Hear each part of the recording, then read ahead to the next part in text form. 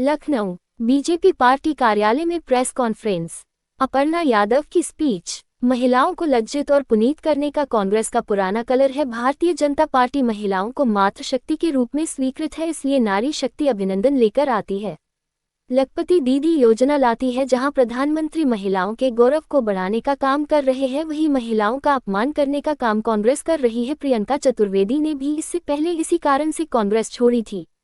रणदीप सुरजेवाला में आदरणीय हेमा मालिनी पर निर्भर या अशुभनीय टिप्पणी करी। उनकी जो टिप्पणी है वह मैं आपके सामने इस मंच पर नहीं बोलना चाहती हूँ। उन्हें मालूम होना चाहिए हेमा मालिनी की कोई ऐसी ही महिला नहीं है। उन्होंने बहुत संघर्ष कर है, बॉलीवुड में उनका बहुत नाम है, 2 बार सांसद रही है। भारत ही नहीं विश्व में उनका एक अलग स्थान है।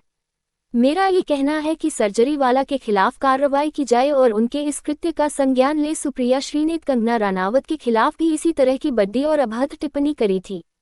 सोनिया जी जिस पार्टी की सर्वस्वा है, उसे पार्टी में इस तरह की घटनाएं होना बेहद शर्मनाक और गलत है।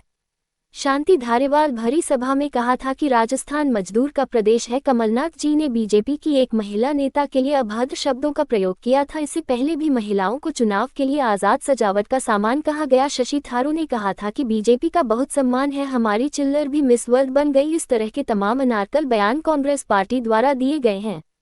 राहुल गांधी, दिग्विजय सिंह, आजम खान, इंडिया गठबंधन के सभी नेताओं ने महिलाओं के खिलाफ अमर्यादित टिप्पणियां की है।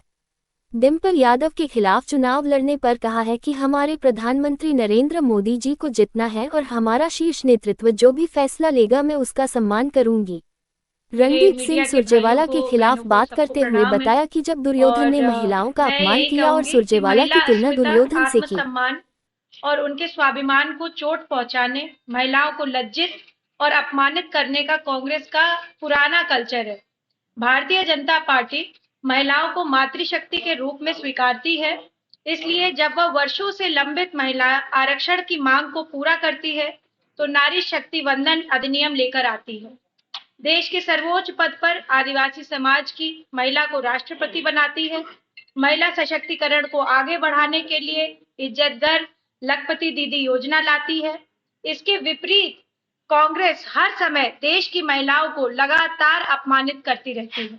हमारे आदरणीय प्रधानमंत्री श्री नरेंद्र मोदी जी जहां नारी शक्ति के सम्मान को लेकर पूरे देश में सकारात्मक अभियान चला रहे हैं, देश के गौरव को बढ़ाने की दिशा में काम कर रहे हैं, महिलाओं को सम्मानित कर रहे हैं, वहीं दूसरी ओर कांग्रेस के नेता महिलाओं को लेकर बुरी और अपमानजनक बर्ताव पार्टी की सोच को बता रहा है कि वो लगातार किस प्रकार की अपमानित टिप्पणियां कर रहे हैं।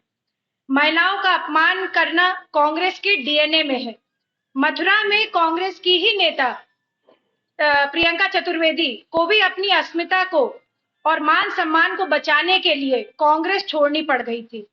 अब एक नया वीडियो सामने आया है और आप सबको पता है, जिसमें कांग्रेस नेता और राहुल गांधी के करीबी रणदीप सुरजेवाला कैथल जिले में किसी गांव में आम आदमी पार्टी के प्रत्याशी के समर्थन में सभा करते हुए उन्होंने जो है हमारी मिस वर्ल्ड जो है मनुषी का बहुत मजाक उड़ाया था। कहा जो है बीजेपी को इस बात का एहसास होना चाहिए कि भारतीय मुद्रा का विश्व भर में वर्चस्व है, देखिए हमारी चिल्लर भी मिस वर्ल्ड बन गई, ये बात उन्होंने बोली थी। तो इस तरीके की बातें जो है बड़ी मतलब स्वाभाविक रूप से जो है कांग्रेस पार्टी चलाती रहती है, बोलती रहती है, इसके लोग बोलते रहते हैं, उसके बाद फिर माफी मांग लेते हैं। तो ये बड़ा दोहरा इनका चरित्र है। और ये जो उदाहरण दिए हैं सिर्फ ये नहीं, कांग्रेस नेता राहुल गांधी, दिग्विजय सिंह, अभिषेक मनु सिंघवी के साथ इंडी गठबंधन के नेता आजम खान सहित कई लोगों ने महिलाओं को लेकर के अमर्यादित टिप्पणी करी है, करते रहे हैं। और मुझे लगता है देश की मातृशक्ति के प्रति इनकी अमर्यादित टिप्पणियां, सोच और अपमानजनक हरकतों का जवाब 2024 के चुनाव में आदरणीय नरेंद्र मोदी जी के जिस तरह लीडरशिप में हम लोग सब बढ़ रहे हैं, भारतीय जनता पार्टी जैसे बढ़ रही है, जनता के आशीर्वाद से पूर्ण बहुमत की सरकार बनेगी और 400 के ऊपर आंकड़ा पहुंचेगा। भी आप रैलीज देखिए जिसमें स्कूटर बांटी गई थी और उसमें जो है उन्होंने एक मैराथन कराई थी। कहा गया था कि जो है उसमें कहा गया कि भाई मैराथन में लड़कियां दौड़ेंगी उनको प्राइज मिलेगा। उसमें कितनी अव्यवस्था थी, भद्दी व्यवस्था थी। और उन्होंने यह बात बार बार कही कि लड़की हूँ, लड़ सकती हूँ, और उन्होंने बार बार ये बात अपने मंचों से कही और उसी कार्यक्रम में कितनी लड़कियों को चोट लग गई, कितनी बच्चियां घायल हो गई। तो यह दोहरा चरित्र है इनका। कभी ये लोग कभी नहीं कर सकते महिलाओं के लिए। अगर इतना ही है तो इस तरीके की टिप्पणी इनके स्पोक्स पर्सन से, इतने सीनियर लीडर से कैसे आ सकती है? क्योंकि पार्टी का प्रेशर है इनको कि हम जो भी चाहें किसी के बारे में भी कुछ भी बोल सकते हैं, और ये इनकी सोच परिलक्षित करती है। इतनी इनकी प्रतिबद्धता ये नहीं है कि हम महिला आरक्षण के लिए या हम महिला सुधार के लिए या वुमेन एम्पावरमेंट के लिए काम करें। इनका बस ये है कि किसी भी तरीके से हम न्यूज में बने रहे, क्योंकि कांग्रेस अब समाप्त होती जा रही है, लोगों को उसका असली चेहरा पता चलता जा रहा है। अभी तक कैंडिडेट डिसाइड नहीं कर पाए हैं। राहुल गांधी, प्रियंका गांधी लड़ेंगे थे, ये भी नहीं कर पाए। देखिए, वो इसीलिए नहीं कर पाए क्योंकि हर व्यक्ति को कांग्रेस का असली चेहरा पता चल चुका है, और हर व्यक्ति यह जानता है कि ये लोग जो है सिर्फ जो है झूठ बातें बोलते हैं और हमेशा जो है लोगों को गुमराह करने का बात बोलते हैं। और इस तरीके की, क्योंकि आप जैसे मीडिया के लोग इतने अच्छे हैं, और मैं समझती हूँ कि जनता के सामने इनका जो है सच उजागर हो रहा है कि ये लोग इतनी चीप बातें कर रहे हैं, इतनी अपमानजनक बातें कर रहे हैं महिलाओं के लिए, चाहे कई विषयों पर लेकर के चलिए।